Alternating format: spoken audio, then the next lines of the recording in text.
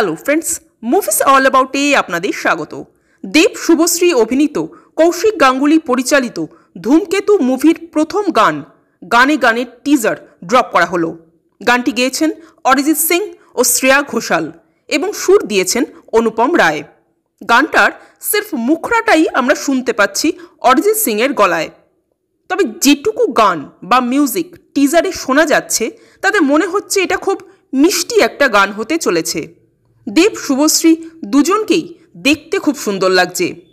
আরেকটা জিনিস যেটা টিজারেও লক্ষ্য করেছিলাম সেটা হলো এত বছর আগের সিনেমা, অথচ লুক অ্যান্ড ফিল ওয়াইজ মুভিটা ভীষণ ফ্রেশ লাগছে।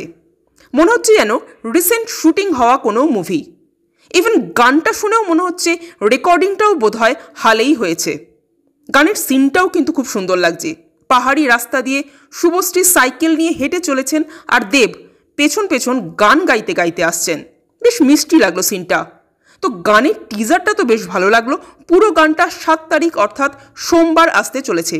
আপনাদের গানের টিজারটা কেমন লাগলো কমেন্ট করে জানাবেন। আর আমাদের ভিডিও ভালো লেগে থাকলে প্লিজ লাইক, শেয়ার ও সাবস্ক্রাইব করতে ভুলবেন।